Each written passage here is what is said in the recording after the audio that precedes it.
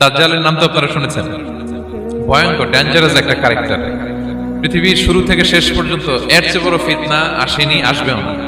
দাজ্জালের ফিতনা, সে তার এক চোখ থাকবে, আরেক চোখ এরকম বন্ধ থাকবে, এখানে লেখা থাকবে কাফারা, কোনোভাবেই তাকে দমানো যাবে না, হত্যা করা যাবে না। আল্লাহ নবী ঈসা আলাইহিস সালাম তাকে হত্যা করবেন। তো যে ব্যক্তি সূরা কাহাফ তেলাওয়াত করবে, সূরা কাহাফের প্রথম 10 আয়াত বিশেষ করে মুখস্থ রাখবে, আল্লাহ তাআলা উসিনা মিন ফিতনাতিদ দাজ্জাল, দাজ্জালের ফিতনা থেকে তাকে বাঁচাবেন। তো আমরা দাজ্জালের ফিতনা থেকে বাঁচতে চাই কি চাই না? আমরা জন্য সূরা কাহাফের প্রথম 10 আয়াত মুখস্থ করি, সূরা কাহাফ যেন জুমার দিন আমরা তেলাওয়াত করি। So now the question arises, what is the relationship of Suratul Kahf with Dajjal? দাজ্জালের সাথে সূরা কাহাফের রিলেশনটার কারণ কি? একটা মেকানিজম তো এখানে আছে। এত সূরা থাকতে রাসূল সাল্লাল্লাহু আলাইহি ওয়াসাল্লাম কেন বললেন যে সূরা কাহাফ পড়লে দাজ্জালের ফিতনা থেকে বাঁচবে? কারণটা কি? এর কারণ হচ্ছে দাজ্জাল আমাদেরকে যে সমস্ত জিনিস দিয়ে ফিতনায় ফেলবে, ওই ফিতনাগুলোর সলিউশন আল্লাহ তাআলা সূরা কাহাফের ভিতরে রেখে দিয়েছেন। দাজ্জাল 4টা জিনিস দিয়ে আমাদেরকে ফিতনায় ফেলবে। ট্রায়াল অফ ফেথ, এক নাম্বার। ঈমানের পরীক্ষা সে আমাদেরকে ফেলবে, আমাদের বিশ্বাস নিয়ে ছিনিমিনি খেলবে সে। এটার সলিউশন আছে সূরা কাহাফ, আমি বলবো আস্তে আস্তে। 2 নম্বরে দাজ্জাল আমাদেরকে ফিতনায় ফেলবে দ্য ট্রায়াল অফ ওয়েলথ, সম্পদ দিয়ে সে আমাদেরকে ফিতনায় ফেলবে। 3 নম্বর দ্য ট্রায়াল অফ নলেজ, জ্ঞান দিয়ে সে আমাদেরকে ফিতনায় ফেলবে। 4 নম্বর দ্য ট্রায়াল অফ পাওয়ার, ক্ষমতা দিয়ে সে আমাদেরকে ফিতনায় ফেলবে। দাজ্জাল 4টা জিনিস দিয়ে আমাদেরকে পরীক্ষায় ফেলবে। কয়টা? এক হচ্ছে ইমানি পরীক্ষা, 2 হচ্ছে সম্পদ দিয়ে পরীক্ষা, 3 হচ্ছে জ্ঞান দিয়ে পরীক্ষা, 4 হচ্ছে ক্ষমতা দিয়ে পরীক্ষা। সে ইমানের পরীক্ষায় আমাদেরকে ফেলবে। সে এসে বলবে আমি তোমার রব, এবং এটা প্রমাণ করার জন্য যা যা দরকার আল্লাহ তাআলা তাকে সব দিবেন, সে সব করতে পারবে। সে বলবে আমি তোমার রব। যদি বিশ্বাস না হয়, তোমার বাবাকে যদি জীবিত করে বিশ্বাস করবে, অনেকে বলবে হ্যাঁ আমার আব্বাকে জীবিত করে দেখান, তো তার বাবাকে ঠিকই সে জীবিত করে ফেলবে। আসলে শয়তান তার বাবার সূরত নিয়ে সামনে দাঁড়াবে, আরে তাই তো, এটাই তো আমার বাবা, এটাই তো আমার দাদা। মানুষ ফিতনায় পড়ে যাবে, ইমানের ফিতনায়। সে ভাববে আসলে এটাই বোধহয় আমার রব, এবং তাকে এত ক্ষমতা দেয়া হবে, তার ডান দিকে থাকবে জান্নাত, বাঁ দিকে জাহান্নাম। তার কাছে আল্লাহ এটা দিবে, যে তার কথা শুনবে তাকে সে জান্নাতে ঢুকাবে, কিন্তু জান্নাতে ঢুকে সে জাহান্নামের শাস্তি ভোগ করবে। এটা তার বাইরের মানুষ বুঝবে না, অ্যাপারেন্টলি এটা জান্নাত। আর যে তাকে মানবে না, তাকে সে জাহান্নামে ফেলবে, কিন্তু জাহান্নামে ঢুকলেও সে জান্নাতের নাজ নেয়ামত ভোগ করবে। তাহলে এই যে ইমানের ফিতনায় সে ফেলে দিবে আমাদেরকে। তো ইমান কি করে বাঁচাবো, এটা সলিউশন আমি শোনাবো আপনাদের। 2 নম্বরে সে আমাদেরকে সম্পদ দিয়ে ফিতনায় ফেলবে। যার যা লাগবে সে তাই দিতে পারবে, যা লাগবে। সে যদি আকাশকে বলে আকাশ বৃষ্টি দাও, যাকে তারা মানবে ওই এলাকায় বৃষ্টি হবে, সুজলা সুফলা শস্য শ্যামলা হবে, সে সমস্ত এলাকা ফল মূলে ভর্তি হবে, বরকত আর বরকত। আর যে এলাকার লোকেরা, জনপদের লোকেরা তাকে মানবে না, সে বলবে ওখানে বৃষ্টি হবে না, হবেও না, ওখানে খরা, দুর্ভিক্ষ, মাটি ফেটে চলছে, মানুষ না খেয়ে মরবে, মহামারী, দুর্ভিক্ষ দেখা যাবে। তখন বিশ্ববাসী মনে করবে এটাই বোধহয় আমাদের রব। তার মানে সম্পদ দিয়ে ফিতনায় ফেলে দিবে। 3 নম্বর হচ্ছে নলেজ, তার জ্ঞানের কাছে গোটা বিশ্ব হার মানবে। পূর্বের পরের যত জ্ঞান আছে সব আল্লাহ তাকে দিবে। ইলমুল আউয়ালিন ওয়াল আখিরিন, এমন কোন প্রশ্ন নেই যেটা দিয়ে তাকে আটকানো যায়।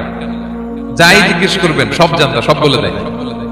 ভবিষ্যৎবাণী বলে দিবে, বলবে আগামীকাল ওইখানে অমুক দেশে বোমা বিস্ফোরণ হবে, হবে ওইখানে, ওখানে দুর্ভিক্ষ হবে, হবে, ভূমিকম্প হবে, হবে। সে যা বলবে তাই হবে।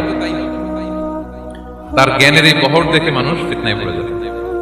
4 নম্বর হচ্ছে দ্য ট্রায়াল অফ পাওয়ার, ক্ষমতা। তার ক্ষমতার সামনে সবকিছু একেবারে ছিন্ন বিচ্ছিন্ন হয়ে যাবে, এত ক্ষমতা হবে তার।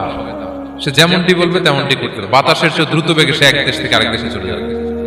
তো তার এই সমস্ত অলৌকিক ক্ষমতা দেখে মানুষ ফিতনায় পড়ে যাবে। এবং এই ফিতনা, এই পরীক্ষার মুহূর্তগুলোতে মানুষ কিভাবে নিজেকে ধরে রাখবে, তার সলিউশন আল্লাহ তাআলা সূরা কাহফে দিয়েছেন। এই 4টা ফিতনা থেকে বাঁচার জন্য আল্লাহ সূরা কাহফে 4টা ঘটনা উল্লেখ করেছেন। কয়টা? 1 নম্বর হচ্ছে আসহাবে কাহফ, যুবকদের ঘটনা, 7 জন যুবকদের ঘটনা। ঈমান কি করে বাঁচাবেন, সলিউশন ওখানে। সম্পদের ফিতনা থেকে কিভাবে নিজেকে বাঁচাবেন, এজন্য একজন বাগানওয়ালার ঘটনা আল্লাহ সেখানে। জ্ঞানের ফিতনা থেকে কি করে বাঁচবেন, এজন্য আল্লাহ তাআলা মূসা আলাইহিস সালাম এবং খিজির আলাইহিস সালামের ঘটনা সেখানে উল্লেখ করেছেন। আর ক্ষমতার ফিতনা থেকে কি করে বাঁচবেন, এটা বোঝানোর জন্য আল্লাহ তাআলা যুলকারনাইনের ঘটনা উল্লেখ করেছেন। 4টা ফিতনা থেকে বাঁচার জন্য কয়টা ঘটনা? 4টা ঘটনা। আমরা তাহলে একটা একটা করে ঘটনা শুনি, আমরা একটু উদ্ধার করার চেষ্টা করি যে কি কি সলিউশন আল্লাহ তাআলা আমাদের বাতল দিলেন। 1 নম্বর হচ্ছে আসহাবে কাহফের ঘটনা। এটা 250 খ্রিস্টাব্দের সময়কালে রোমান সাম্রাজ্যের একজন বাদশা ছিল, নাম দাকিয়ানুস, প্রতাপশালী বাদশা, পৌত্তলিক, মূর্তির পূজা করে। ঈসা আলাইহিস সালাম বিদায় নিয়েছেন 250 বছর হলো। তো সব নবীর ধর্মই কিন্তু ইসলাম, যদিও আমরা নাসারা বলি, ইহুদি বলি, সব নবীদের ধর্মই কি ইসলাম। তো তিনি ছিলেন পৌত্তলিক, মূর্তির পূজা করত। আর তার এলাকায় কেউ যদি ঈসা আলাইহিস সালামের নাম নিত, আখিরাতে বিশ্বাস করতো, আল্লাহ বিশ্বাস করতো, তাদেরকে তারা পাথর মেরে হত্যা করত। এজন্য ভয়ে কেউ ঈসাই ধর্মে ঈমান আনতো না, মানে ইসলামে ঈমান আনতো না। এই রাজার ভয়ে সবাই মূর্তির পূজা করত। কিন্তু 7 জন যুবক ছিল, তারা স্রোতে গা ভাসিয়ে দেয়নি, স্রোতের বিপরীতে তারা ঈমান নিয়ে দাঁড়িয়েছে। তারা ঈসা আলাইহিস সালামের রেখে যাওয়া সত্য ধর্মের উপর ঈমান এনেছে, আখিরাতে তারা বিশ্বাস করত। এই 7 জন যুবকের কথা ছড়াতে ছড়াতে রাজা দাকিয়ানুসের কাছে চলে যায়। উনি তো রেগে মেগে আগে ডেকে পাঠালো 7 জনকে। তাদেরকে জিজ্ঞেস করলো, তোমরা কাকে মানো? বলতেছে এক আল্লাহকে মানি। সাহসী, খুবই সাহসী। বলতেছে তুমি কি জানো তোমরা কার সামনে কথা বলতেছো? আমি তোমাদের মৃত্যুদণ্ড দিতে পারি। তারা বলে দেন, কিন্তু আমরা সব বিসর্জন দিলেও ঈমান বিসর্জন দিতে পারবো না। সুবহানাল্লাহ। উনি বললেন, তোমরা যুবক মানুষ, রক্ত গরম, আবেগে কথা বলতেছো, 3 দিন সময় দিলাম, যাও ঈসার নাম ভুলে যাও, আখিরাত ভুলে যাও, আল্লাহর নাম ভুলে যাও। 3 দিন পরে তোমাদেরকে আবার ইন্টারভিউ নিব। ওই দিন যদি একই কথা বলো, পাথর মেরে 7 জনকে দুনিয়া থেকে উড়িয়ে দিবে। তারা চলে গেল। এবার 7 বন্ধু মিলে পরামর্শ করতে লাগলো, কি করতে পারি আমরা, এই গুণে ধরা সমাজকে আমরা কিভাবে বাঁচাবো, এই পৌত্তলিকতার ছোবল থেকে এই ইফসিস নগরীকে বাঁচাবো কি করে। নগরীটার নাম ছিল ইফসিস নগরী। বর্তমানে এটা তুরস্কের ইজমির শহরে অবস্থিত। এখনো জায়গাটা প্রত্নতাত্ত্বিকদের ইয়েতে এটা সংরক্ষিত, এখনো টুরিস্টরা যায়। তো তারা বললো, আমরা ঈমান বিসর্জন দিব না, যদি আমরা ওদের কথা মেনে নিই আমরা তো মুশরিক হয়ে গেলাম। চলো আমরা এক কাজ করি, আমরা এলাকা ছেড়ে দিই। এই 7 যুবক আল্লাহর উপর ভরসা করে তারা বাড়ি ঘর, আত্মীয় স্বজন সব ছেড়ে দিয়ে, লোকালয় ছেড়ে দূরে একটা পাহাড়ের ভেতরে আশ্রয় নিল। পাহাড়ের ভেতরে একটা গুহা ছিল, এই গুহাকেই আরবিতে বলে আল কাহাফ। কি বলে? এই সূরার নাম কি? সূরাতুল কাহাফ। তো তাদের সাথে সাথে একটা কুকুরও যাচ্ছিল। তারা বারবার তাড়িয়ে দেওয়ার চেষ্টা করতেছিল কুকুরটাকে, যাতে না যায়, কিন্তু কুকুর শুধু কান্না করে তাদের সাথে যাওয়ার জন্য ঘেউ ঘেউ করতেছিল। এই কুকুরটাকেও সাথে নিল। ভালো মানুষদের সাথে থাকলে কি হয় দেখেন, এই কুকুরের কথা, যেহেতু 7 জন ইমানদারের সাথে একটা কুকুর ছিল, এই কুকুরের কথা আল্লাহ সূরাতুল কাহফে উল্লেখ করে দিয়েছেন। ওয়া কালবুহুম বাসিতুন যিরাআইহি বিল ওয়াসিল। তো তারা ভিতরে গেল, যে প্রচন্ড ক্লান্ত, তারা ঘুমিয়ে পড়ল। কি করলো? এই এক ঘুমে আল্লাহ 309 বছর কাটাই দিলেন। কয়শো 9 বছর? 9 বছর ঘুম, সব ঘুম, প্রচন্ড ঘুম, ঘুম যেন আর কাটে না। 309 বছর পরে এরা জাগলো। এখন খুব ক্ষুধা, ঘুমে আর মোর ভাঙতেছে। আর একজন জিজ্ঞেস করতেছে, কি লম্বা সময় ঘুম দিলাম বোধহয় আমরা? একজন বলতেছে, হ্যাঁ মনে সারাদিনই ঘুমাইছি আমরা। আরেকজন বলতেছে, না না সারাদিন না, দিনের কিছু অংশ হয়তো ঘুমাইছি। আসলে কয় বছর ঘুমাইছে? 309 বছর। তো এদিকে সভ্যতার তো চেঞ্জ। এখানে ওই দাকিয়ানুস মরে, এর ছেলে মরে, এর নাতি মরে, পুতি মরে, এখন 6ষ্ঠ নম্বর রাজা আসছে। প্রজন্মের পর প্রজন্ম তো শেষ। 309 বছরে কমপক্ষে 4-5টা জেনারেশন চেঞ্জ হবে। তো জেনারেশন চেঞ্জ হয়ে, এলাকা চেঞ্জ হয়ে, তারা যে স্বপ্ন দেখেছিল এই ইফসিস নগরীতে কালিমার পতাকা উঠবে, তাদের স্বপ্ন আল্লাহ বাস্তবায়ন করেছে। 309 বছরের ব্যবধানে এই এলাকার সবাই মুসলিম হয়ে গেছে। আল্লাহ চাইছিলেন ওদেরকে দেখাবে এটা, স্বপ্নটা যে বাস্তবায়ন হয়েছে এটা দেখাবে। ঘুম থেকে উঠছে, একজনকে তারা বললো যে লুকায় লুকায় চাদর মুড়ি দিয়ে কিছু রুটি নিয়ে আসো বাজার থেকে, যাতে তোমাকে না চেনে। চাদর মুড়ি দিয়ে যাও। কিছু পয়সা ছিল, মুদ্রা দিয়ে দিছে। তো সে যে যখন দোকানদারের কাছ থেকে রুটি নিয়েছে আর মুদ্রা দিছে, দোকানদার বলে, এই মুদ্রা কোথা থেকে আসলো? 309 বছর আগে মালয়েশিয়াতে রিঙ্গিট ছিল কিনা জানি না, যেভাবে ওরা ট্রানজাকশন করতে পারে, যেটা ছিল ওইটা যদি এখন কেউ দেয়, রাজধানী বিলাসে খাবার পাওয়া যাবে? হ্যাঁ। তো রুটিওয়ালা বলে, তুমি বর্তমান সময়ের মুদ্রা দাও, এটা দিচ্ছ কেন? বলতেছে, এটা তো বর্তমান সময়ের মুদ্রা। বলতেছে, এই যে মুদ্রার মধ্যে দেখো কোন সালের সিল দেওয়া, এটা তো শত শত বছর আগে। বলতেছে, কি বলে শত বছর আগে? আমি তো আজকে সকালেই বাজার করলাম, ওই বাজার করে যে টাকাগুলো ছিল ওইটাই তো পকেটে। বলতেছে, বলে কি? নিশ্চয়ই তুমি গুপ্তধনের সন্ধান পেয়েছো, হিডেন ট্রেজার। বলো, মানে তার সাথে এদের কথাবার্তা কিছু মিলতেছে না। পরে তাকে ধরে ওই সময়কার রাজার কাছে নিয়ে গেছে। ওই রাজা আবার মুসলিম, সবাই মুসলিম তবে। সে যা বলে এরাও কেউ বিশ্বাস করে না, এরাও যা বলে এও বিশ্বাস করে না। আর এলাকায় এর বাড়ি ঘর আসবে কোত্থেকে? এর নাতি পুতি যা আছে 5-6 পুরুষ তো মরে সবাই কবরে। তখন তার কথা শুনে সবাই অবাক। তো এটা মিলানোর জন্য তারা 309 বছর আগে দাকিয়ানুস বাদশার সরকারি যে নথিপত্র, ওই পুরাতন ছিঁড়া নথিপত্র তারা বের করলো। বের করে দেখি ঠিকই দাকিয়ানুস নামে এক বাদশা ছিল, আর অনেক শত শত বছর আগে মোস্ট ওয়ান্টেড 7 জন যুবক ছিল যাদের ব্যাপারে এক্সিকিউশনের অর্ডার ছিল। এখন দেখে তারা অবাক। লম্বা ঘটনা আমি শর্ট করে বলতেছি। পরে সবাই মিলে তাকে সহ ওই গুহায় গেল। গুহায় যাওয়ার পরে সে বাকিদেরকে ডাকতে গুহার ভিতরে ঢুকলো। আল্লাহ তাআলা 7 জনকে ওইখানে মৃত্যু দিয়ে দিলেন। চিরকালের জন্য এই 7 জন ঘুমায় পড়ল। আর এলাকাবাসী রাজা সহ ওইখানে তারা একটা মসজিদ নির্মাণ করলো। This is the story of আসহাবে কাহাফ। এলাকাবাসী যদিও মুসলিম হয়েছিল, কিন্তু আখিরাতের ব্যাপারে তাদের একটা সন্দেহ ছিল যে আসলে মানুষ মরার পরে কি আবার জীবিত হবে? মৃত্যুবরণ করার পরে আবার মানুষ জীবিত হবে? তাদের মনের মধ্যে একটা সন্দেহ ছিল যে আসলে মারা গেলে মানুষ আবার উঠতে পারে। তাদের এই সন্দেহ দূর করার জন্য আল্লাহ তাআলা এই 7 জনকে 309 বছর ঘুম পাড়িয়ে আবার জীবিত করলেন। সুবহানাল্লাহ। তাহলে ঈমান কিভাবে বাঁচাতে হয় এটার প্রেরণা আমরা এই 7 যুবকের কাছ থেকে পাই। এখানে যেটা আমরা শিখি প্রিয় ভাইরা, 1 নম্বর লেসন হচ্ছে আমাদের গুড কোম্পানি লাগবে, রাইটাস পিপল, মানে আমাদের সার্কেলটা ভালো হইতে হবে।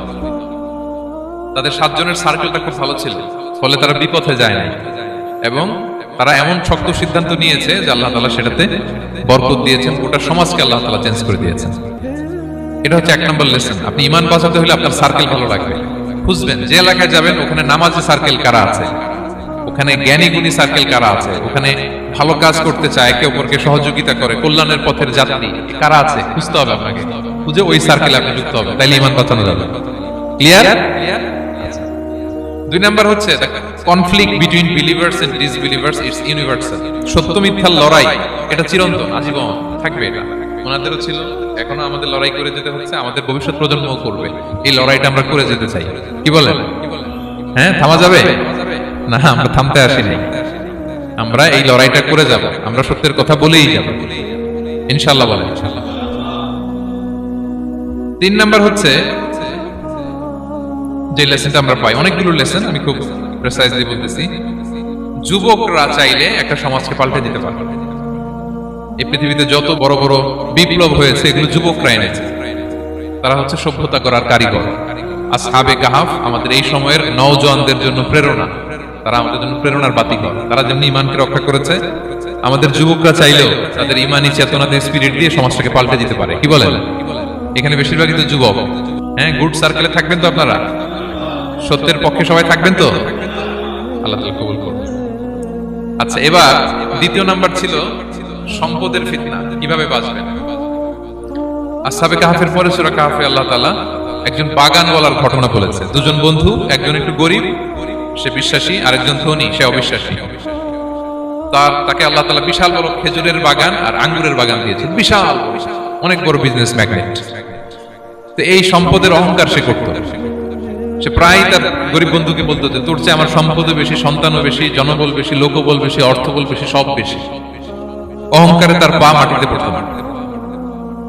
আর সে আখিরাতে অবিশ্বাস করত এবং সে বলতো যে এই সম্পদ আমারে বাঁচাবে, চিরকাল আমাকে স্মরণীয় করে রাখবে, এই সম্পদ কোনোদিন যাবে না।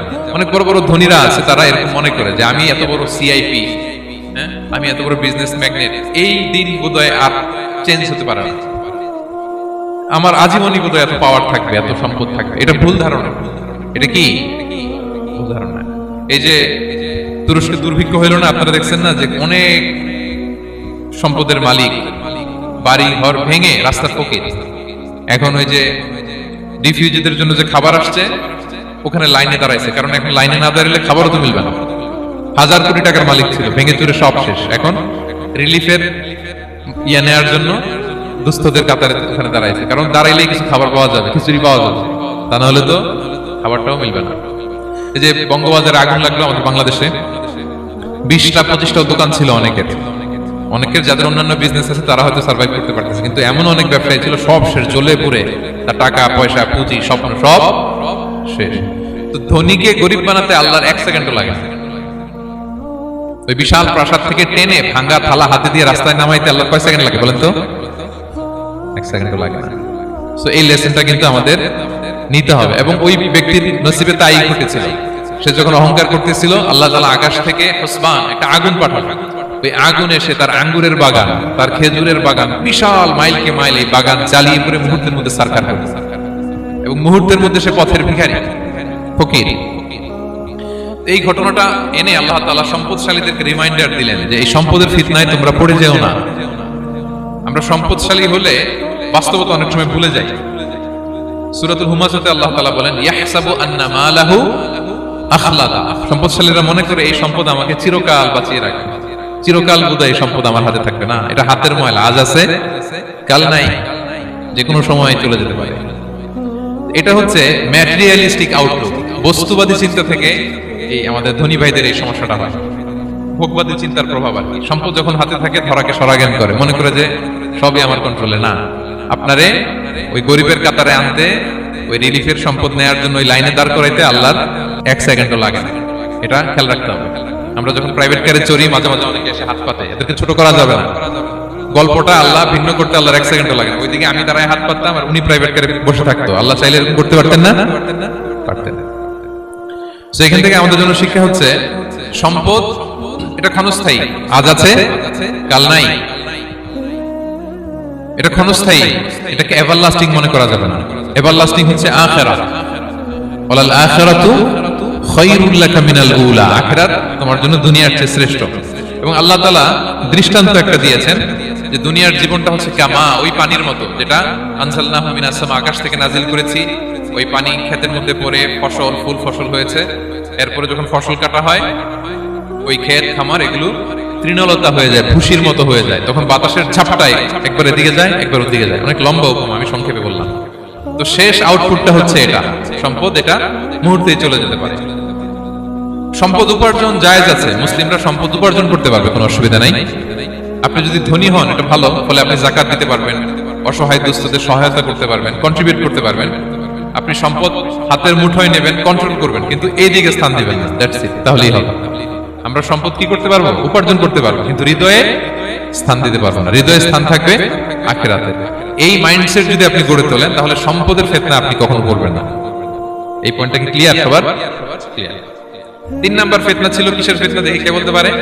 প্রথমটা হচ্ছে বিশ্বাস বা ঈমানের ফিতনা, 2 নাম্বার হচ্ছে সম্পদের ফিতনা, 3 নাম্বার জ্ঞানের ফিতনা। জ্ঞানেরও কিন্তু ইলমেরও একটা গরম আছে। যার ইলম আছে তার মধ্যে এই সমস্যাটা কাজ করে। সেটার জন্য আল্লাহ তাআলা মুসা আলাইহিস সালাম, খিজির আলাইহিস সালামের ঘটনা বলেন। আমি খুব সংক্ষেপে বলবো, সময় কম। মুসা আলাইহিস সালাম হচ্ছে বনি ইসরাইলের নবী, আর খিজির আলাইহিস সালাম কেউ বলেছেন নবী, কেউ বলেছেন আল্লাহর ওলি। আসলে আরবিতে ওনার নাম খদির, আমরা বাংলায় বলি খিজির। খদির মানে সবুজ। উনি যে কোনো জায়গায় বসলে ওখানে মরা গাছ, লতা পাতা এগুলো সবুজ হয়ে যেত। অনুর্বর এলাকার উপর দিয়ে হেঁটে গেলে ওটা উর্বর হয়ে যেত। তো মুসা আলাইহিস সালাম একবার ওয়াজ করতেছেন এভাবে বনি ইসরাইলের সামনে, খুতবা দিচ্ছেন। হঠাৎ এক লোক দাঁড়ায় বলে, ইয়া নবী আল্লাহ, মান আ'লামু ফিল আরদ, বর্তমান পৃথিবীতে সবচেয়ে জ্ঞানী কে? মুসা আলাইহিস সালাম বলেন, ফাকালা আনা, আমি। কি বললেন? উনি আসলে ভুল কিছু বলেন নাই, কারণ প্রত্যেক জামানার নবীকেই আল্লাহ তাআলা সবচেয়ে বেশি জ্ঞান দিয়ে পাঠান, কারণ তার কাছে ওহীর জ্ঞান আসে, অদৃশ্যের খবর আসে, ইলমুল গায়ব আসে। কিন্তু এই উত্তরটা আল্লাহ তাআলার পছন্দ হয় না। আল্লাহ তাআলা চাচ্ছিলেন মুসা যদি বলতো আল্লাহ তাআলাই জানে কি জ্ঞানী, বা আল্লাহই সবচেয়ে জ্ঞানী, এরকম হলে ভালো হতো। কিন্তু মুসা আলাইহিস সালাম কি বলছে? আমি। এখন প্রশ্ন করলো, সবচেয়ে বড় জ্ঞানী কে? উনি কি বললেন? আমি। এই যে আমি, এটাতে ঝামেলা আছে। আমি বড়, আমি জানি, আমি সব। This is problematic. আল্লাহ এটা পছন্দ করলেন না। আল্লাহ তাআলা মুসা আলাইহিস সালামকে বললেন, মুসা তুমি যে বলছো তুমি জ্ঞানী, না, তুমি জ্ঞানী না, তোমার চেয়ে বড় জ্ঞানী আছে। মুসা আলাইহিস সালাম বললেন, তাই নাকি? আমার চেয়ে বড় জ্ঞানী কে? তো আল্লাহ তাআলা বললেন, ইযহাব ইলা মাজমাইল বাহরাইন, 2 সাগর বা 2 নদীর মিলনস্থলে যাও, ওখানে আমার এক বান্দা আছে তোমার চেয়েও জ্ঞানী। মুসা আলাইহিস সালাম বললেন, তাই নাকি? তো আল্লাহ, আমি কিভাবে চিনি উনি কোথায় থাকে, কিভাবে বুঝবো? আল্লাহ বললেন, একটা বড় মাছ নাও, এটাকে ফ্রাই করো, এটাকে ফ্রাই করে একটা ঝুড়ির ভেতরে নাও, যেখানে এই মাছটা সাগরে ঢুকে যাবে ওখানে আমার বান্দাকে পাবে। তো উনি ওনার সহযোগী ইউশা ইবনে নুনকে নিয়ে হাঁটতে লাগলেন। হাঁটতে হাঁটতে এক জায়গায় ক্লান্ত হয়ে পাথরের পাশে বিশ্রাম নিলেন। ওই পাথর থেকে আবার এক ধরনের পানি বের হয়, এই পানিটারে বলে আবে হায়াতের পানি, মাউল হায়াত, জীবন নদীর পানি। এই পানি কোনো মৃত প্রাণী বা বস্তুর গায়ে লাগলে ওটা জীবিত হয়ে যায়। তো ওনারা পাথরে হেলান দিয়ে বিশ্রাম নিচ্ছিলেন। ওই পানি ফ্রাই করা মাছের গায়ে লাগার সাথে সাথে মাছ জীবিত হয়ে ঝুড়ি থেকে বের হয়ে সাগরে ঢুকে গেছে। ওনারা আর খেয়াল করেন না। এরপর আবার হাঁটতে লাগলেন। হাঁটতে হাঁটতে যখন ক্লান্ত শ্রান্ত তখন বলে, এই ইউসা, আমাদের ওই মাছ ফ্রাই মাছটা দাও, এখন খাই। ঝুড়ি খুলে দেখে মাছ নাই। মাছ গেল কোথায়? তখন ইউসা বললো, হয়তো আমরা যে পাথরের ওখানে বিশ্রাম নিয়েছিলাম ওখানে আমরা ওখানে হারাই ফেলছি। চলো চলো, আরে ওইদিকে তো যাইতে হবে আমাদের। উনি গেলেন, যে দেখে মাছ যে জীবিত হয়ে বালুরের দিকে নাড়াচাড়া করতে করতে সাগরে ঢুকে গেছে, ওখানে দাগ আছে। মুসা আলাইহিস সালাম ঢুকলেন সুরঙ্গ। ঢুকে দেখে চাদর গায়ে দিয়ে এক লোক শুয়ে আছে। সালাম দিলেন, আসসালামু আলাইকুম। ওই লোক চাদর আর সরায় না, ভিতর থেকে বলতেছে ওয়ালাইকুম আসসালাম। তো চাদরের ভিতর থেকে উনি বলে, মান আন, তুমি কে? মুসা আলাইহিস সালাম বললেন, আনা মুসা, আমি মুসা। উনি বলেন, মুসা বনি ইসরাইল, বনি ইসরাইলের মুসা? বললেন, হ্যাঁ। কেন এসেছো? এবার চাদর খুললেন। বলতেছে, আপনার কাছ থেকে কিছু শিখতে আসছি। আল্লাহ বলছে, আপনি নাকি সবচেয়ে বড় জ্ঞানী। আমি ভুল করে বলে ফেলছিলাম আমি। আল্লাহ বলছেন যে আপনি নাকি জ্ঞানী। বলতেছে, না, তুমি আমার জ্ঞান নিতে পারবে না, ওই ধৈর্য শক্তি তোমার নাই। মুসা আলাইহিস সালাম বললেন যে, আপনি যে কোনো শর্তে আমাকে একটু রাখেন কয়েকদিন, আপনার সাথে আমি রাজি। বললেন, না, তুমি পারবে না। মুসা আলাইহিস সালাম জোর করতে লাগলেন। অবশেষে খিদির আলাইহিস সালাম রাজি হলেন। বললেন, শর্ত হচ্ছে আমি যাই করি আর না করি আমাকে কোনো প্রশ্ন করা যাবে না। মুসা আলাইহিস সালাম বললেন, ওকে। সফর শুরু হলো। সামনে নদী, এক লোক তাদের নৌকা দিয়ে নদী পার করাই দিল। নদী পারাপারের পর খিজির আলাইহিস সালাম লাঠি দিয়ে নৌকার তলাটা ছিদ্র করে দিলেন। মুসা আলাইহিস সালাম বললেন, ইন্নালিল্লাহ, এটা আপনি কি করলেন? ওরা আমাদেরকে নদী পার করে দিল, আর যে ভাড়াটা আসছিল এটাও নিল না, আমাদেরকে সম্মান দেখলো, আপনি নৌকা ছিদ্র করে দিলেন। খিজির আলাইহিস সালাম বলছে, এই যে আমি বলছিলাম না তুমি ধৈর্য ধারণ করতে পারবে না, যাও, তোমার রাস্তায় তুমি, আমার রাস্তায়। মুসা আলাইহিস সালাম আবার ক্ষমা চাচ্ছেন যে আপনি আমার ক্ষমা করেন, আমি তো ভুলে গেছি, আর প্রশ্ন করবেন না। চলতে লাগলেন। হঠাৎ বাচ্চারা খেলতেছে, এক বাচ্চাকে ধরে হত্যা করলেন খিজির আলাইহিস সালাম। এবার তো মুসা আলাইহিস সালাম রেগে গেছে, আপনি করলেন কি? নিষ্পাপ ফুলের মতো শিশুকে হত্যা করলেন। খিজির আলাইহিস সালাম বলে, এই যে আমি জানতাম যে তুমি ধৈর্য ধারণ করতে পারবে না, তোমার রাস্তা এক, আমার রাস্তা এক, যাও। এবার মুসা আলাইহিস সালাম করজোর করতেছে যে this is the last chance, একটা ফাইনাল চান্স দেন, একটা সুযোগ দেন, আর আমি প্রশ্ন করব না, এটাই লাস্ট। বলেন, ওকে, ঠিক আছে। হাঁটতে হাঁটতে এক ইহুদি বসতির সামনে যে হাজির। দুজনই খুব ক্ষুধার্ত, খাবার চাইলো, এরা আবার কৃপণ, খাবার দিল না। তো খিজির আলাইহিস সালাম বললেন, ঠিক আছে, খাবার যেতে দিচ্ছেন, আমরা চলে যাই। যাওয়ার পথে দেখতেছে এই এলাকার একটা দেয়াল ভেঙে পড়ে যাবে। উনি বললেন, মুসা, চলো এটা ঠিক করে দেই। দুইজন মিলে প্রচন্ড ক্ষুধায় এটা সেটা এনে দেয়ালটা তৈরি করতেছে। মুসা আলাইহিস সালাম তো এমনিই রাগী, পেটে আবার ক্ষুধা, আবার বলছে কিছু বলাও যাবে না। তিনি এবার প্রশ্ন করেন, বলতেছে, ওরা এত কিপটামি করলো আর আপনি এটা করে দিলেন, আপনি তো চাইলে এটা টাকা নিতে পারতেন, পারিশ্রমিক নিতে পারতেন চাইলে। এই কথা বলার পর খিজির আলাইহিস সালাম বলেন, হাদা ফিরাকু বাইনি ওয়া বাইনি, এখানেই তোমার আর আমার সেপারেশন, আর সামনে আগানো যাবে না, তোমার কোনো ধৈর্যই নাই। তো এতটুকু তোমাকে আমি বলি যে আমি একটাও আল্লাহর আদেশ ছাড়া করি নাই, আল্লাহর আদেশে আমি করেছি। কি?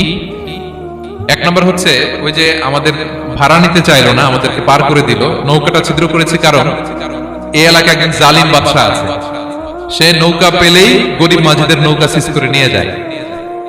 তো এটাকে যখন তলায় ছিদ্র করে দিছি, রাজার লোকেরা এসে দেখবে যে এটা তলা ছিদ্র, পানি ঢুকতেছে, এটা নিবে না, ওরা পরে সামহাও এটা রিপেয়ার করে চালাইতে পারবে। মুসা আলাইহিস সালাম বলে, সুবহানাল্লাহ, তাই তো, এটা তো আমি বুঝতে পারি নাই। আর ওই ছোট শিশুটাকে হত্যা করছি, ও অনেক বড় জালিম হবে এলাকার, তার ফিতনায় এলাকাবাসী তটস্থ থাকবে, সে তার মা বাবাকেও জাহান্নামে নেবে। এজন্য আল্লাহ তাআলা আদেশ দিয়েছেন আমাকে, আল্লাহর আদেশে আমি তাকে হত্যা করেছি। মুসা আলাইহিস সালাম বললেন, তাই তো, এটা তো অনেক ভালো কাজ করছেন। তাহলে ওইটা বলেন, খাবারও দিল না, এত কৃপণ, এদের দেয়াল কেন ঠিক করতে গেলেন আপনি? তখন তিনি বললেন যে আসলে এটা একটা ইয়াতিমদের ঘর ছিল, দুইটা ইয়াতিম শিশু, তাদের বাবা মা খুব ভালো ছিল, আর এই দেয়ালের নিচে আছে গুপ্তধন, এই দেয়ালটা পড়ে যাবে, এই গুপ্তধন তারা ছোট মানুষ নিতে পারবে না, এলাকাবাসী তাদেরকে বঞ্চিত করে নিয়ে যাবে। আমি দেয়াল গড়ে দিলাম যাতে করে তারা যখন প্রাপ্তবয়স্ক হয় নিজেদের সম্পদ নিজেরা বুঝে নিতে পারে। সুবহানাল্লাহ ওয়া বিহামদিহি।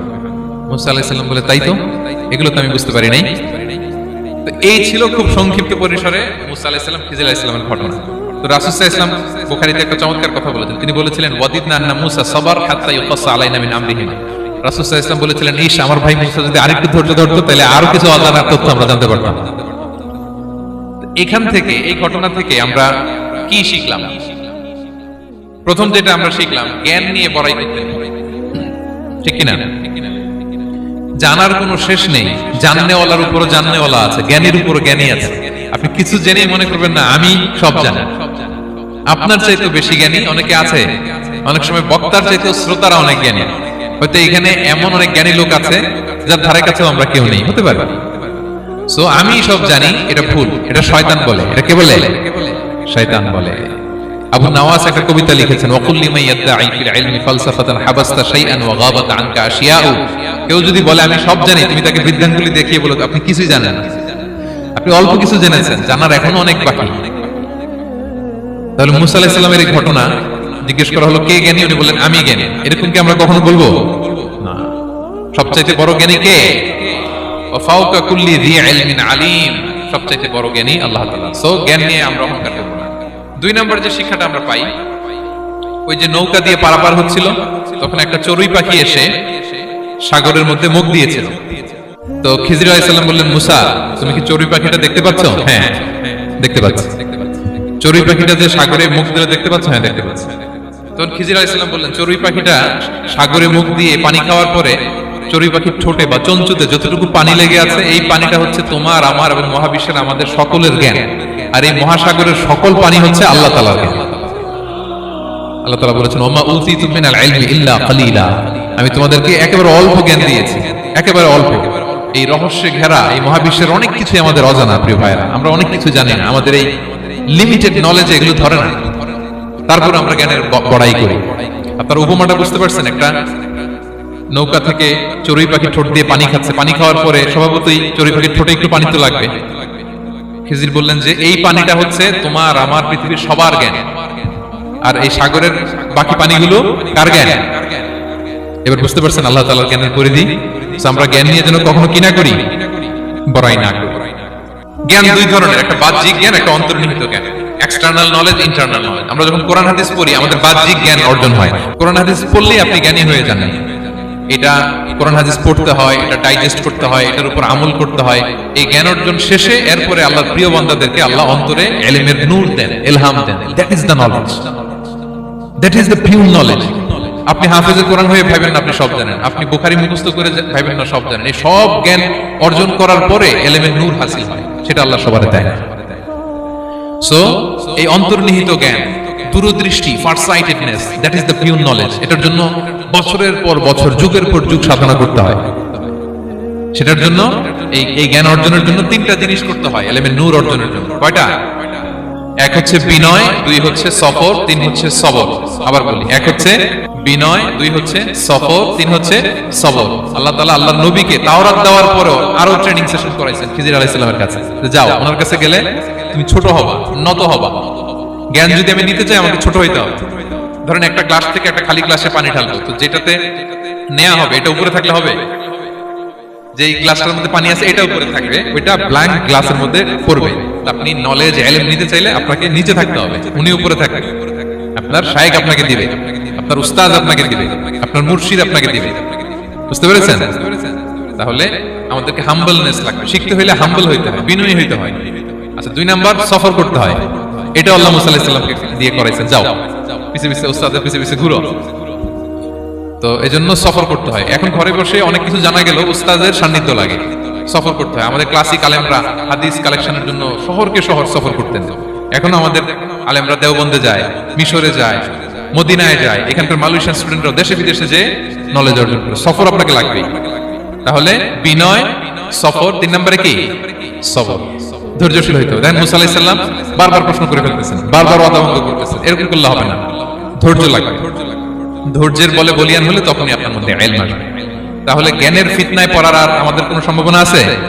আমরা বিনয়ী হব, আমরা জ্ঞান আল্লাহর দিকে ফিরাই দেব, আমরা বলবো উনি সবচেয়ে ভালো জানেন। পারা যাবে তো ইনশাআল্লাহ? আচ্ছা, আমি একেবারে শেষ পর্যায়ে চলে আসছি, 2 মিনিটের মধ্যে শেষ করে দিচ্ছি। 3 নাম্বার ছিল কিসের ফিতনা? 4 নাম্বার ক্ষমতার ফিতনা। এই ফিতনা থেকে বাঁচার জন্য সর্বশেষ আল্লাহ তাআলা যুলকারনাইনের ঘটনা বলেছেন। অনেক বড় বাদশা ছিলেন। পৃথিবীতে 4 জন বাদশা গোটা বিশ্ব শাসন করেছেন। 2 জন কাফির, 2 জন মুমিন।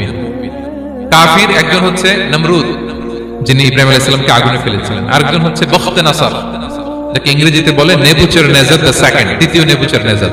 তারা কোনো নির্দিষ্ট এরিয়ার বাউন্ডারির বাদশা না, গোটা বিশ্বের বাদশা ছিলেন। এই 2 জন কাফির। আর 2 জন বাদশা ছিলেন গোটা বিশ্বকে শাসন করেছেন, তারা ছিলেন মুমিন। একজন হচ্ছে সুলাইমান আলাইহিস সালাম, আল্লাহর নবী। আরেকজন হচ্ছে জুলকারনাইন। গোটা বিশ্ব শাসন করেছেন, প্রাচ্য থেকে পাশ্চাত্য সব জায়গায় তিনি গিয়েছেন, ইসলামের বাণী প্রচার করেছেন, জালিমদেরকে শায়েস্তা করেছেন। তো এরকম দিক বিদিক তিনি জয় করতেছিলেন। অনেকে জুলকারনাইনকে আলেকজান্ডার দ্য গ্রেটের সাথে গুলিয়ে ফেলে, না, ম্যাসিডোনিয়াতে যে আলেকজান্ডার দ্য গ্রেট ছিল, উনি আর জুলকারনাইন এক নন। জুলকারনাইন হচ্ছে আল্লাহ তাআলার প্রিয় একজন বান্দা, অনেক বড় সাহসী বীর পুরুষ ছিলেন, গোটা বিশ্বে ইসলাম প্রচার করেছেন। করতে করতে করতে করতে অনেক বড় ঘটনা, আমি সব শেষের ঘটনাটা বলি। উনি জর্জিয়া, বর্তমান যে জর্জিয়ার তিবলিসি এরিয়া, এখানে এসে একটা এলাকার সন্ধান পেলেন, যারা ওনাকে এসে বলল যে এখানে একটা জঙ্গলি গ্রুপ আছে যাদের নাম ইয়াজুজ মাজুজ, তারা এসে আমাদের উপর হামলা করে। হে জুলকারনাইন, আমরা আপনাকে ট্যাক্স কালেক্ট করে দিচ্ছি, আপনি তাদের মাঝে আর আমাদের মাঝে একটা প্রাচীর তৈরি করে দেন। আপনারা ইয়াজুজ মাজুজের নাম শুনেছেন না? ইংরেজিতে বলে গগ ম্যাগগ। নূহ আলাইহিস সালামের 4 সন্তান ছিল, হাম, সাম, ইয়াফাস, কানাআন। এই ইয়াফাসের বংশধর হচ্ছে ইয়াজুজ মাজুজ, জঙ্গলি, হাজার হাজার শুধু বংশ বিস্তার করে। তারা এসে লোকালয় মানুষের উপর আক্রমণ করে, তাদের গবাদি পশু এগুলো ছিনিয়ে নেয়, ফলমূল খেয়ে ফেলে। তো জুলকারনাইন বাদশার কাছে যখন বিচার দেওয়া হলো, উনি বললেন ঠিক আছে, তোমাদের ট্যাক্স দেওয়া লাগবে না, তোমরা শারীরিক পরিশ্রম করে আমাকে সাহায্য করো। তো উনি বর্তমানে হচ্ছে এক পাশে কৃষ্ণ সাগর, ব্ল্যাক সি, আরেকদিকে কাস্পিয়ান হ্রদ বা কাস্পিয়ান সাগর, এর মাঝখানে 1200 কিলোমিটার লম্বা মাউন্টেন রেঞ্জ, পাহাড়ি এরিয়া, আপনারা গুগলে দেখবেন। এইখানে দুই পাহাড়ের মাঝখানে ফাঁকা জায়গায় তিনি বড় বড় লোহার পাত প্রথিত করলেন, গেড়ে দিলেন। এরপরে তামা, সীসা গালিয়ে বিশাল একটা ওয়াল তৈরি করলেন। এটা জুলকারনাইন উনার বানানো ওয়াল বা ড্যাম, প্রাচীর। এখন আর ইয়াজুজ মাজুজ আসতে পারে না, ওরা আর আসতে পারে না। ওরা প্রতিদিন এটা ভাঙার চেষ্টা করে, কিন্তু ভাঙতে ভাঙতে আরেকটু ভাঙলেই ভেঙে যাবে। ওরা বলে আগামীকাল ভেঙে ফেলবে, ইনশাল্লাহ বলতে ভুলে যায়। এজন্য এরপরের দিন এসে দেখে আবার এটা আগের মতো হয়ে আসে। কিয়ামতের আগ দিয়ে ওদের মধ্যে এই ইনশাআল্লাহর প্রেরণা আসবে। তাদের একজন বলে উঠবে আগামীকাল ইনশাআল্লাহ আমরা এটা ভেঙে খান করে দেব, ঠিকই ভেঙে ফেলবে। তখন তারা ভেঙে চুরে কোটি কোটি ইয়াজুজ মাজুজের দল এসে হামলে পড়বে। সামনে পড়বে তাবারিয়া সাগর, এক দল এসে তাবারিয়া সাগর এমন ভাবে খাবে, এই দল যাওয়ার পরে আরেক দল এসে এখানে যে সাগরে যে পানি ছিল এটা কল্পনাই করতে পারবে না। তারা পৃথিবীতে ফিতনা ফাসাদ করবে। ঈসা আলাইহিস সালাম তখন আসবেন, দোয়া করবে আল্লাহ তাআলার কাছে মুমিনরা, একটা মহামারী দিবে আল্লাহ তাআলা ইয়াজুজ মাজুজের মধ্যে, ওরা মরে যাবে সব। এরপর বিশাল এক পাখি এসে তাদেরকে আল্লাহর মর্জি মাফিক এমন এক জায়গায় ফেলে আসবে, কেউ জানবে না। তো তারা যে পচে গলে মাটির সাথে মিশেছিল, এই গলিত লাশ থেকে মাটি খুব উর্বর হয়ে যাবে। এরপর আল্লাহ তাআলা পৃথিবীর মধ্যে বারাকা দিবেন, কিছু রোপণ করলে তাড়াতাড়ি ফুলে ফেপে বড় বড় ফলমূল হচ্ছে। তো এটা কিয়ামতের আলামতের অন্য কোনো আলোচনায় হয়তো আমরা বলবো। তো জুলকারনাইন তিনি বিশাল এখানে প্রাচীর তৈরি করে দিয়েছিলেন, এবং প্রাচীর তৈরি করে দিয়ে তাদেরকে বলেছিলেন যে যতদিন আল্লাহ তাআলা চাইবেন এটা থাকবে, এবং যেদিন আল্লাহ তাআলার আদেশ আসবে এটা ভেঙে খান খান হয়ে যাবে। তার মানে দেখেন, এত পাওয়ারফুল, এত শক্তিশালী, এত ক্ষমতাধর হওয়ার পরেও তিনি তার ক্ষমতাকে কার দিকে ফিরিয়ে দিয়েছেন? যে আল্লাহ যতদিন চাইবে এই প্রাচীর টিকে থাকবে, যেদিনই আল্লাহ তাআলার আদেশ আসবে এই প্রাচীর ভেঙে খান খান হয়ে যাবে। সো আমরা ক্ষমতার দেখা পেলে, চেয়ার একটা পেলে আমরা যেন জালিম হয়ে না উঠি, এটা হচ্ছে এখান থেকে শিক্ষা। আমরা যেন জুলুম না করি। উনি সম্পদের মালিক ছিলেন, ক্ষমতার মালিক ছিলেন, কিন্তু উনি যে আল্লাহর বান্দা এটা ভুলে যান নাই। আমরা যখন ক্ষমতাশীল হই, আমরা যখন প্রধানমন্ত্রী হই, আমরা যখন প্রেসিডেন্ট হই, আমরা যখন পাওয়ারফুল হই, আমাদের সবচেয়ে বড় পরিচয় যে আমরা আব্দুল্লাহ, আল্লাহর গোলাম, এটা আমরা ভুলে যাই। আমাদের আসল পরিচয় কি? আমরা আল্লাহর গোলাম। আমরা যে আল্লাহর গোলাম, এই চিন্তাটা, এই সেন্সটা যদি আমাদের মাথায় থাকে, তাহলে ক্ষমতা আমাদেরকে দাম্ভিক বানাতে পারে না, আর ওই ক্ষমতা আমাদেরকে ফিতনায়ও ফেলবে না। তাহলে সম্মানিত সুধী, দাজ্জাল কয়টা জিনিস দিয়ে আমাদেরকে ফিতনায় ফেলবে? 4টা। দ্য ট্রায়াল অফ ফেইথ, ইমানের পরীক্ষা; দ্য ট্রায়াল অফ ওয়েলথ, সম্পদ দিয়ে পরীক্ষা; দ্য ট্রায়াল অফ নলেজ, জ্ঞানের পরীক্ষা; দ্য ট্রায়াল অফ পাওয়ার, ক্ষমতার পরীক্ষা। আর ইমানের পরীক্ষায় উত্তরণের জন্য আল্লাহ তাআলা আমাদেরকে সূরা আসহাবে কাহফের ঘটনা শুনিয়েছেন, যে 7 জন যুবক তারা তাদের ঈমানকে হেফাজত করেছিল। সম্পদের ফিতনা থেকে বাঁচানোর জন্য আল্লাহ তাআলা আমাদেরকে এক বাগানওয়ালার কাহিনী জানিয়েছেন, যে সম্পদ পেয়ে তোমরা দাম্ভিক হয়ে যাও, এটা আজ আছে কাল থাকবে না। জ্ঞানের পরীক্ষা থেকে আমাদের মুক্তির জন্য আল্লাহ তাআলা অনেক বড় করে আল্লাহ নবী মুসা আলাইহিস সালাম এবং খিজির আলাইহিস সালামের ঘটনা শুনিয়েছেন, আমাদের বুঝিয়েছেন যে আমাদেরকে বিনয়ী হতে হবে, জ্ঞানের জন্য সফর করতে হবে এবং সবর করতে হবে।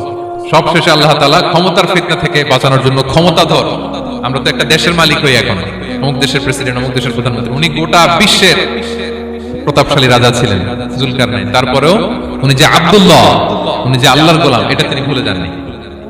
তাহলে এইভাবে যদি আমরা এই ফিতনাগুলো থেকে বাঁচার চেষ্টা করি তাহলে এই ফিতনা থেকে আমরা বেঁচে থাকতে পারবো, এবং দাজ্জাল যদি এই মুহূর্তেও আসে সে আমাদেরকে বিভ্রান্ত করতে পারবে না। পারবে? পারবে না ইনশাআল্লাহ। ইনশাআল্লাহ বলেন। আর ভবিষ্যতের সব কাজের আগে আমরা সবসময় কি বলবো? মনে থাকবে সবার? আল্লাহ তাআলা আমাদের সবাইকে কথাগুলো বোঝার ও আমল করার তৌফিক দান।